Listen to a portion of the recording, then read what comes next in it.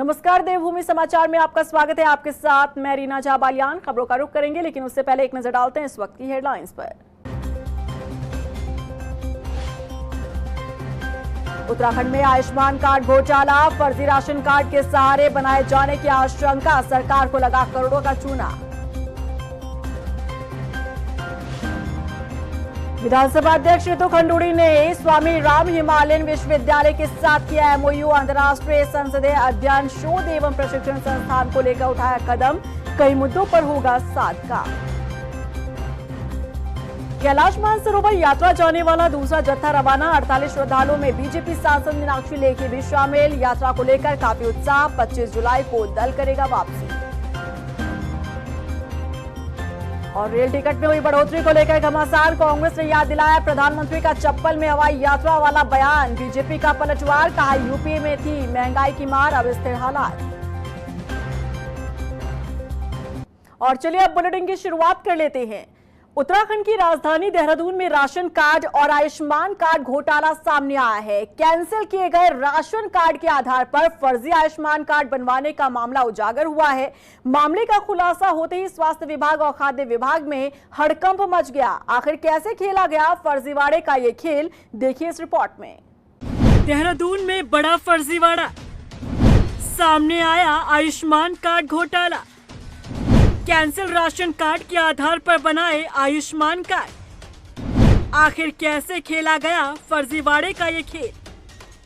Ayushman card के जरिए आर्थिक तौर पर कमजोर कई परिवारों को निःशुल्क इलाज मिल रहा है, लेकिन कुछ लोग फर्जी तरीके से उनका ये हक मार रहे हैं। ऐसा ही एक बड़ा फर्जीवाड़ा सामने आया है जिसने सबको हैरान कर दिया है। राजधानी देहरादून में राशन कार्ड और आयुष्मान कार्ड घोटाले का सनसनीखेज खुलासा हुआ। कैंसिल किए गए 1,36,676 राशन कार्ड के आधार पर कुछ लोगों ने 9,428 फर्जी आयुष्मान कार्ड बना दिए। राज्य स्वास्थ्य प्राधिकरण यानी एसएचए ने जिला खाद्य आपूर्ति कार्यालय से भेजे गए डेटा की जांच की तो फर्जीवाड़े का पता चला। इस फर्जीवाड़े का खुलासा होते ही स्वास्थ्य विभाग और खाद्य आपूर्ति विभाग में हड़कंप मच गया है। देखिए, एक मुकदमा तो श्री शशांक चौधरी, जो कि राशन कार्ड से जो काम है उससे रिलेटेड वो काम देखते हैं जिला पूर्ति कार्यालय में, उनके द्वारा एक मुकदमा थाना कोतवाली देहरादून पर पंजीकृत कराया गया है। उनमें उनके द्वारा ये बताया गया है कि तकरीबन 1,36,000 के आसपास राशन कार्ड थे। उनकी जब चेकिंग की गई तो उसमें से कुछ जो हैं फर्जी पाए गए, कुछ जो है निरस्त हो गए थे और कुछ के जो कार्ड धारक थे वो मर चुके थे। तो इससे ये निष्कर्ष उनके द्वारा ये निकाला गया है कि संभवतः कुछ कार्ड जो हैं ये फर्जी दस्तावेजों के आधार पर तैयार किए गए थे। तो इस संबंध में उनकी एफआईआर पंजीकृत अंडर सेक्शन 420 अब जो नई धारा है 318(4) बीएनएस उसके अंदर पंजीकृत कर लिया गया है और इसमें तफ्तीश आगे की जा रही है। बता दें कि मुख्यमंत्री पुष्कर सिंह धामी के निर्देश पर हुए राशन कार्ड की जांच का व्यापक सत्यापन अभियान चलाने के निर्देश दिए गए थे। आयुष्मान योजना का लाभ लेने के लिए राशन कार्ड अनिवार्य दस्तावेज है। ऐसे में आयुष्मान योजना का लाभ लेने के लिए बड़ी संख्या में अपात्र लोगों ने फर्जी तरीके से राशन कार्ड बनाए। जैसे ही इन राशन कार्ड का डेटा ऑनलाइन हुआ, आयुष्मान कार्ड भी जारी हो गए। वहीं जिला अधिकारी का कहना है कि राशन कार्ड के दस्तावेजों की जांच लगातार जारी है।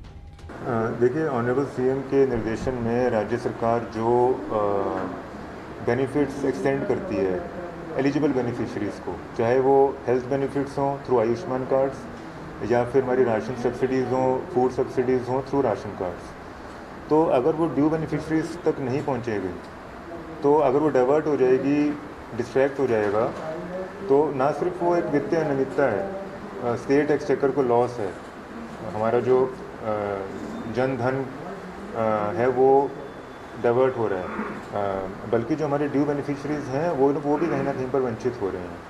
तो इसका सत्यापन तो हमारा ऑलरेडी गतिमान था आयुष्मान कार्ड और राशन कार्ड्स का, लेकिन इसी बीच इसको एक कंक्रीट फॉर्म देने के लिए ये आवश्यक था कि जो इसके रूट्स हैं वो ट्रेस बैक की जाएं। अब बड़ा सवाल ये है कि जब 9,000 से अधिक फर्जी आयुष्मान कार्ड बन चुके हैं तो लाजिमी है कि इन कार्ड धारकों ने इलाज भी करवाया होगा। ऐसे में स्वास्थ्य विभाग क्या इन कार्ड धारकों की तलाश करेगा या फिर ये जांच फाइलों तक ही सिमट कर रह जाएगी? मंगलवार को राजधानी देहरादून स्थित विधानसभा में विधानसभा अध्यक्ष रितु खंडूड़ी ने अंतर्राष्ट्रीय संसदीय अध्ययन शोध एवं प्रशिक्षण संस्थान को लेकर स्वामी राम हिमालयन विश्वविद्यालय के साथ एमओयू साइन किया। इस मौके पर विधानसभा अध्यक्ष रितु खंडूड़ी ने कहा कि दोनों संस्थाओं के बीच शैक्षणिक और व्यावहारिक सहयोग को नई ऊंचाइयों तक पहुंचाने की दिशा में ये जरूरी कदम है। वहीं उन्होंने बताया कि दोनों संस्थान नीति, नवाचार, जल प्रबंधन, पर्यावरणीय स्थिरता और महिला सशक्तिकरण के उद्देश्य से काम करेगी। जानते हैं कि मेरा जो international institute of parliamentary studies research and training, हमने आपको पहले भी बताया था कि हमने इसकी शुरुआत की थी। पिछली बार जब हमारा सदन यहाँ पे था तो हमने इसको दोबारा से शुरू करा था और उसके बाद मन में ये बात थी कि मुझे इस इंस्टीट्यूट को लेकर कुछ इस तरह के कार्य करने जहां हम उत्तराखंड में के चाहे वो एनवायरनमेंट को लेकर हो, इंफ्रास्ट्रक्चर को लेकर हो, पॉलिसी को लेकर हो, पानी को लेकर हो, इस पर हम किस तरह से कार्य कर सकते हैं। देखिए, हम लोग एरिया प्रायोरिटाइज किया है हमने। आज जो हमारी बात हुई है वो मुख्यतः पानी को लेकर के हुई है, क्योंकि हमें अभी बताया गया कि जितना पानी उत्तराखंड में बरसता है उसका 4% पानी भी अगर हम टैप कर लें तो हमारी आवश्यकताएं पूरी हो जाएंगी। तो हम ये कोशिश करेंगे कि कहीं मॉडल प्लेसेस पे खास करके गैरसैंड के आसपास के जो गांव हैं वहां पर इस टेक्नोलॉजी को दिखाएं।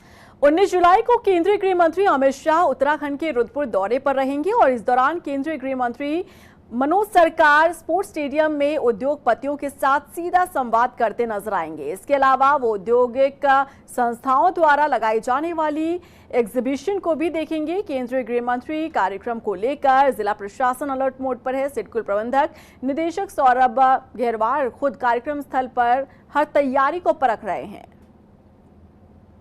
आप लोग की जानकारी में डालना चाह रहा हूँ, थर्ड ग्राउंड ब्रेकिंग इवेंट हमारे स्टेट का प्लान हो रहा है, जिसमें डिग्निटरीज को इनवाइट किया जा रहा है और उसमें हमारे स्पेशल इनवाइटीज भी आएंगे। तो उस संबंध में जहाँ पर इवेंट होना है उसको आज देखा गया और उसके लिए प्लानिंग की गई कि कहाँ पर क्या क्या चीज़ें रहेंगी और उसमें डिस्ट्रिक्ट एडमिनिस्ट्रेशन हमारे साथ में काम कर रहा है और हम भी प्रयास भी कर रहे हैं कि जो भी हमारे थर्ड ब्रेकिंग जो इवेंट होगा उस इवेंट में मैक्सिमम लोगों को हम जो हमारे स्टेट की जो स्ट्रेंथ है इन्वेस्टमेंट को लेकर वो दिखाई जा सके। उधर केंद्रीय राज्य मंत्री अजय टम्टा ने राज्य के अस्पतालों में डॉक्टरों की कमी को दूर करने की बात कही। उन्होंने कहा कि प्रदेश के पर्वतीय जिलों में डॉक्टरों की तैनाती को लेकर सरकार तमाम तरह की कोशिशें कर रही है। पहाड़ पर तैनात डॉक्टरों को हर सुविधा मुहैया कराई जा रही है। वहीं उन्होंने बताया कि प्रदेश में करीब 10 मेडिकल कॉलेज संचालित हो रहे हैं।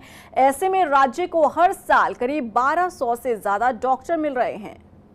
देखिए, बहुत सारी डॉक्टर्स को हम लोग बहुत सारा सुविधाएं देकर भी पर्वतीय क्षेत्र के अंदर विशेष उसको सहयोग देकर के भी सरकार की सुविधा देकर भी भेजते ही हैं, मगर उस सारी समस्याओं का समाधान अब धीरे धीरे सुधर रहा है। हमारे पास अब 10 मेडिकल कॉलेज है, 6 सरकारी मेडिकल कॉलेज हैं और 4 प्राइवेट मेडिकल कॉलेज हैं।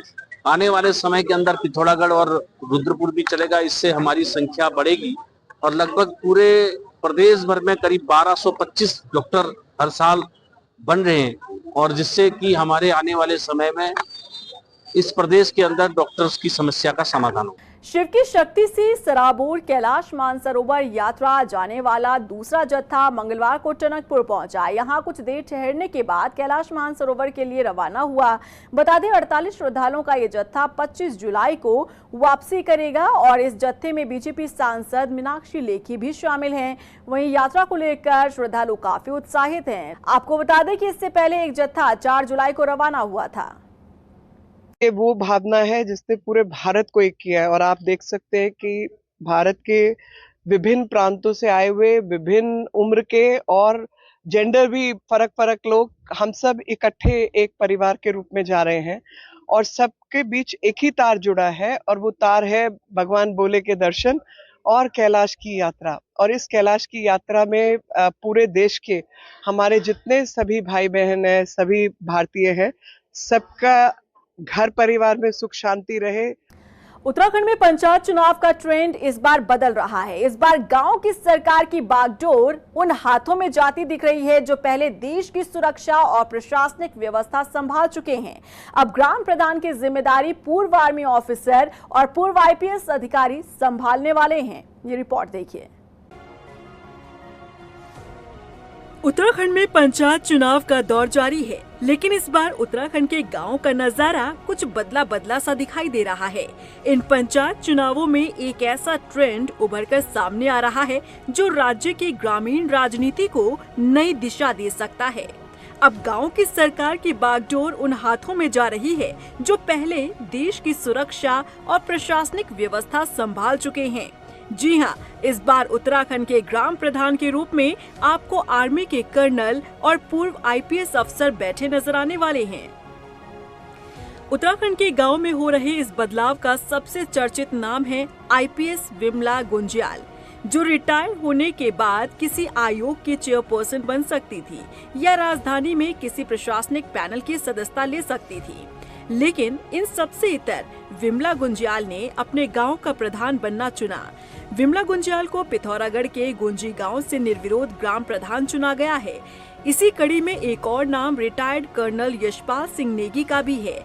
सेना में दशकों तक सेवा देने के बाद कर्नल यशपाल चाहते तो वो किसी मेट्रो सिटी में आलीशान जिंदगी जी सकते थे या फिर राजनीतिक रसूख के चलते किसी सरकारी कुर्सी पर बैठ सकते थे, लेकिन कर्नल यशपाल ने अपने गांव के विकास का रास्ता चुना।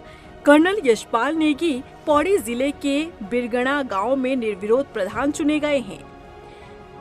उत्तराखंड के गांव में इन चेहरों की मौजूदगी ये साफ कर रही है कि गांव की राजनीति अब धीरे धीरे बदल रही है, जिससे ये साफ है कि इन पंचायत चुनाव में गांव का विकास सिर्फ वादों पर नहीं बल्कि विजन पर टिका होगा।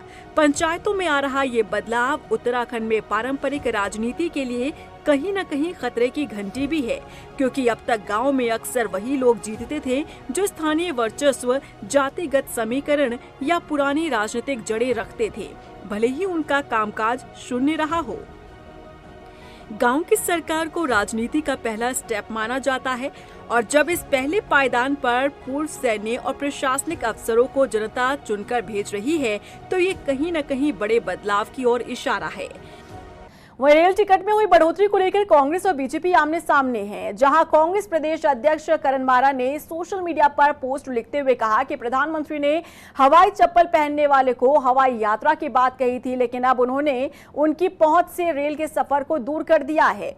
उधर बीजेपी ने भी कांग्रेस पर पलटवार किया है। बीजेपी विधायक भरत चौधरी ने दावा किया कि यूपीए सरकार में महंगाई कहीं अधिक तेजी से बढ़ी थी और अब स्थिरता बनी हुई है। देखिए, 11 साल जो है मोदी जी की सरकार को हो गए हैं और 11 सालों में जो इन्फ्लेशन रेट है, जो मुद्रास्फीति है, उसके हिसाब से मुद्रा का जो डिवैल्यूएशन होता है उसके कंपैरिजन में अगर आप देखेंगे जो प्राइस हाइक हुई है वो नगण्य है, ना के बराबर है। और पिछले कांग्रेस सरकार के कार्यकालों में हुई बढ़ोतरियों से अगर आप उसका कंपैरिजन करेंगे तो वो बहुत ज़बरदस्त बढ़ोतरी आपको उस समय दिखेगी। उसकी तुलना में ये लगभग ना के बराबर है। देहरादून के लाडपुर इलाके में रिजर्व फॉरेस्ट की 25 एकड़ से अधिक भूमि को खुर्द-बुर्द करने का मामला सामने आया है। राष्ट्रवादी रीजनल पार्टी के अध्यक्ष शिव प्रसाद सेमवाल मंगलवार को उन्होंने आरोप लगाया कि वन विभाग के अधिकारियों की मिलीभगत से 2016 में 25 एकड़ से अधिक रिजर्व फॉरेस्ट की जमीन को खुर्द-बुर्द कर भूमाफियाओं के हाथ सौंप दिया गया। देहरादून में आप देख सकते हैं कि सैकड़ों बीघा जमीनों के मामले आए दिन, कब्जाए जाने के मामले आए दिन खुल रहे हैं। लेकिन एक और मुख्यमंत्री जी जीरो टॉलरेंस की बात कहते हैं कि वन विभाग की ज़मीन का 1 इंच भी ज़मीन जो है सरकारी ज़मीन कब्जाने नहीं दी जाएगी, डेमोग्राफी चेंज नहीं होने दी जाएगी। लेकिन वहीं दूसरी ओर आए दिन सैकड़ों बीघा ज़मीनें कब्जाई जा रही हैं, बाकायदा उनमें बाहर के लोगों को बसाया जा रहा है। 100-100 गज, 50-50 गज में पूरी डेमोग्राफी चेंज होने के लिए यही अधिकारी और इसी तरीके की जो अवैध रूप से ज़मीनें कब्जाई जा रही हैं वो पूरी तरीके से जिम्मेदार हैं।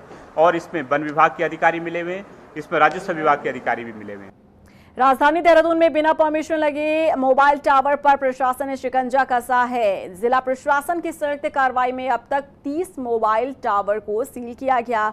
वहीं इस कार्रवाई को लेकर जिला अधिकारी सविन बंसल ने कहा कि मोबाइल टावर केवल कंपनी और उपभोक्ता के बीच का सौदा नहीं है, बल्कि उसका असर आसपास के क्षेत्र पर भी पड़ता है। ऐसे में लोगों की सुरक्षा सुनिश्चित करना जरूरी हो जाता है। वहीं डीएम ने बताया कि बिना रजिस्ट्रेशन के जमीन या असुरक्षित घर पर गए टावर राजस्व को भी नुकसान पहुंचा रहे हैं। देखिए, मोबाइल टावर सिर्फ कंपनी और इंटेंडेड कंज्यूमर्स के बीच की ट्रांजैक्शन नहीं है, वो कम्युनिटी एज अ होल को अफेक्ट करती है, स्टेट एज अ होल को अफेक्ट करती है। यदि अनसेफ भवन पे कोई मोबाइल टावर लग रहा है तो वो न सिर्फ उस भवन स्वामी के लिए बल्कि पूरे नेबरहुड के लिए एक हज़ार्ड है। उसमें अगर कोई भी अनटोवर्ड इंसिडेंट हो गया तो कई सारा क्षेत्र और फैमिलीज इफेक्ट होंगी। सेकेंडली, अगर वो सरफेस पे भी लग रहा है, ज़मीन पे भी लग रहा है और उसका रजिस्टर्ड एग्रीमेंट नहीं है तो स्टेट को राजस्व की हानि हो रही है, क्योंकि वो स्टैंप शुल्क, रजिस्ट्रेशन शुल्क जमा नहीं कर पा रहा है। बात अब मौसम की कर लेते हैं। उत्तराखंड में बारिश का कहर जारी है और इस बीच मौसम विभाग ने एक बार फिर भारी बारिश का अलर्ट जारी किया है। मौसम निदेशक विक्रम सिंह के मुताबिक 9 जुलाई को राजधानी देहरादून, टिहरी, बागेश्वर और नैनीताल में भारी बारिश के आसार हैं, जबकि पौड़ी, चंपावत, पिथौरागढ़, चमोली और रुद्रप्रयाग में भारी से भारी बारिश की संभावना है। ऐसे में लोगों से सावधानी बरतने की अपील की जा रही है। बिल्कुल, देखिए, अभी जो चेतावनी के लिए मैंने जैसे बोला कि आज और कल अगर देखें तो आज हमने जो ऑरेंज वार्निंग है उसमें देहरादून, टिहरी, नैनीताल और बागेश्वर को रखा है। इसके साथ जो हैवी है रुद्रप्रयाग, चमोली और जो आपका इधर पिथौरागढ़ डिस्ट्रिक्ट है उसको रखा गया है, पौड़ी को भी रखा गया है। तो इस तरह की एक्टिविटी है। और कल भी आप देखेंगे तो जो हैवी रेन है देहरादून, टिहरी, पौड़ी या नैनीताल है, बागेश्वर है, इनमें बिल्कुल संभावना है कि कल भी हैवी रेन्स रहेंगी। तो जो चारधाम लोकेशंस हमारे, जो कि आपका रुद्रप्रयाग और मुख्यतः जो आपका चमोली डिस्ट्रिक्ट है उसमें है, तो वहाँ भी अच्छी बारिश मिल रही है। इक्का दुक्का बीच में हैवी रेन्स भी मिल रही है। तो कहीं ना कहीं रास्तों में देखिए थोड़ी बहुत दिक्कत है। उधर नैनीताल जिले में संभावित आपदा की स्थिति से निपटने के लिए जिला प्रशासन अलर्ट मोड पर है। अधिकारी बैठकें ले रहे हैं। मंगलवार को अपर जिलाधिकारी विवेक राय ने नगर निगम और नगर पालिका के अधिकारियों के साथ हर संभावित खतरे से निपटने के लिए समीक्षा बैठक की। बैठक को लेकर अपर जिलाधिकारी ने बताया कि मानसून के दौरान जल भराव और अतिवृष्टि के कारण होने वाली आपदा की स्थिति से निपटने के लिए जरूरी दिशा निर्देश दिए गए। आपने देखा कि आपदा को लेकर के हमारी जिलाधिकारी महोदया ने एक आदेश किया गया था। जनपद के 92 अधिकारियों को हमने ड्यूटी लगाया है। लगभग 2 वार्डों पे, जितने भी स्थानीय निकाय हैं हमारे जनपद में, उसके 2 वार्डों पर एक अधिकारी लगा करके क्लोज मॉनिटरिंग कराया गया है कि नालों की, नहरों की और नालियों की क्या स्थिति है, आपदा की स्थिति में, अतिवृष्टि की स्थिति में वो किस तरीके से हमको नुकसान पहुंचा सकता है। तो बड़ी क्लोज मॉनिटरिंग करके हमारे अधिकारियों ने स्थल पर जा करके अपनी रिपोर्ट तैयार की है। जो अनुभव उनको मिला है, स्थानीय लोगों से वार्ता करके वो जो समझ पाए हैं वो हमसे शेयर किए हैं। अगर आप मसूरी आने का प्लान बना रहे हैं तो पहले रजिस्ट्रेशन करा लीजिए। जी हां, मसूरी में यातायात के दबाव को कम करने के लिए सरकार रजिस्ट्रेशन अनिवार्य करने जा रही है, लेकिन सरकार के इस फैसले से पर्यटन कारोबारियों में नाराजगी है। मसूरी होटल एसोसिएशन के अध्यक्ष संजय अग्रवाल का कहना है कि इस योजना का असर पर्यटन के साथ ही सरकार के राजस्व पर भी पड़ेगा। उन्होंने कहा कि सरकार को कोई और विकल्प तलाशना चाहिए। निश्चित रूप से जो ये प्रक्रिया सरकार लागू करना चाह रही है उसकी हम समझते हैं कि आवश्यकता नहीं है, इस रूप से कि प्रत्येक पर्यटक जो मसूरी शहर में आता है किसी न किसी रूप से उसका, चाहे होटल हो, गेस्ट हाउस हो, होम स्टे हो, सब जगह रजिस्ट्रेशन उसका होता है विजिटर्स रजिस्टर में। तो हमारा कहना है कि हम आपको आंकड़े पूरे प्रोवाइड कर देंगे, डाटा आपके पास पहुँच जाएगा।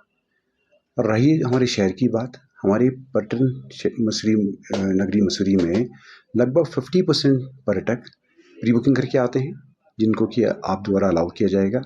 50% जो है बगैर बुकिंग के आते हैं।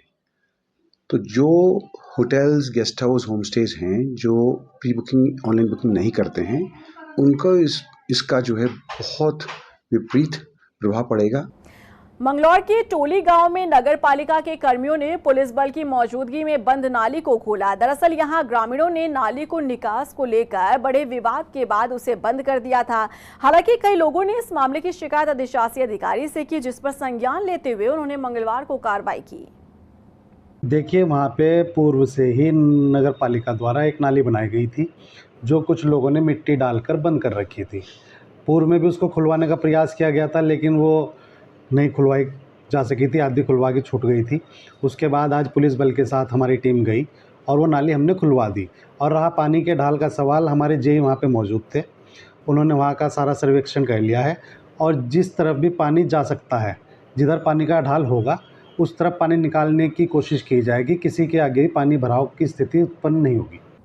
उधम सिंह नगर की बारीराय जिला पंचायत में कांग्रेस नेता मनोज देवरानी की पत्नी बबीता देवरानी अपनी किस्मत आजमा रही हैं।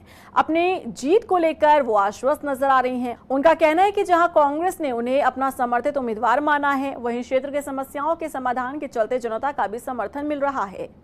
लोगों का तो बहुत अच्छा रुझान है, जैसे कि हम सबके घर डोर टू डोर जा रहे हैं तो बहुत अच्छा रिस्पांस मिल रहा है हम लोगों को, और खुद भी लोग हमारे साथ जुड़ रहे हैं आगे। ऐसा नहीं है कि कोई अदर उसका है, पार्टी जो भी हो, पर हमें काम करने के लिए हमें लोगों ने चुना हुआ। तो मैं यही कहना चाहूँगा कि लगभग 2012 से मैंने अपने राजनीति कैरियर को शुरू किया हुआ है और आज 2024 ख़त्म होके 25 चल रहा है, यानी कि पूरे 13-14 साल मुझे राजनीति में हो गए हैं। बाकी रही बात बरीराई क्षेत्र की, तो बरीराई क्षेत्र से हमारी धर्मपत्नी बबीता देवरानी जी को कांग्रेस हाईकमान द्वारा समर्पित प्रत्याशी घोषित किया गया। ये हमारा सौभाग्य है कि हाईकमान ने हम पे विश्वास जताया। रुड़की के लंडौरा में तेज रफ्तार ट्रैक्टर ट्रॉली ने बाइक सवार 2 युवकों को टक्कर मार दी। टक्कर इतनी जबरदस्त थी कि एक युवक की मौके पर ही मौत हो गई, जबकि दूसरा साथी घायल बताया जा रहा है। सूचना के बाद मौके पर पहुंची पुलिस ने घायल को अस्पताल में भर्ती करवाया। उधर ट्रैक्टर ट्रॉली चालक फरार बताया जा रहा है। का नाम लवकुश है, ये मेरा भांजा है। अच्छा। ये मेरी बड़ी बहन के यहाँ पे रहता है, ये यहीं पे कंपनी में वर्क करता है। अच्छा। तो डेली कंपनी से अप डाउन करता है, अपनी मौसी के यहीं पे चला जाता है। ठीक। बस ये तो ड्यूटी ख़त्म करके आ ही रहा था, तो एक ट्रैक्टर ट्रॉली वाले ने इसको साइड मार दी। लक्सर साइड से ट्रॉली आ रही थी और ये रुड़की साइड से जा रहा था, तो जैसे ही उसने कट मारा तो ट्रॉली में लगे। कितने लोग थे ये? 2 लोग थे। इसकी डेथ हो गई है? ये लोग कुछ की तो डेथ मौके पे ही होगी। उधर जसपुर में पुलिस ने 2 नशा तस्करों को गिरफ्तार किया है। बता दें कि पुलिस ने आरोपियों के कब्जे से 10 ग्राम से ज्यादा स्मैक बरामद की। वहीं आरोपियों पर एनडीपीएस एक्ट के तहत मुकदमा दर्ज किया गया है। और इसी के साथ फिलहाल इस बुलेटिन में बस इतना ही, लेकिन चलते चलते एक नजर डालते हैं इस वक्त की हेडलाइंस पर। उत्तराखंड में आयुष्मान कार्ड घोटाला, फर्जी राशन कार्ड के सहारे बनाए जाने की आशंका, सरकार को लगा करोड़ों का चूना। विधानसभा अध्यक्ष ऋतु खंडूड़ी ने स्वामी राम हिमालयन विश्वविद्यालय के साथ किया एमओयू। अंतर्राष्ट्रीय संसदीय अध्ययन शोध एवं प्रशिक्षण संस्थान को लेकर उठाया कदम, कई मुद्दों पर होगा साथ काम। कैलाश मानसरोवर यात्रा जाने वाला दूसरा जत्था रवाना, 48 श्रद्धालुओं में बीजेपी सांसद मीनाक्षी लेखी भी शामिल। यात्रा को लेकर काफी उत्साह, 25 जुलाई को दल करेगा वापसी। और रेल टिकट में हुई बढ़ोतरी को लेकर घमासान, कांग्रेस ने याद दिलाया प्रधानमंत्री का चप्पल में हवाई यात्रा वाला बयान। बीजेपी का पलटवार, कहा यूपी में थी महंगाई की मार, अब स्थिर हालात।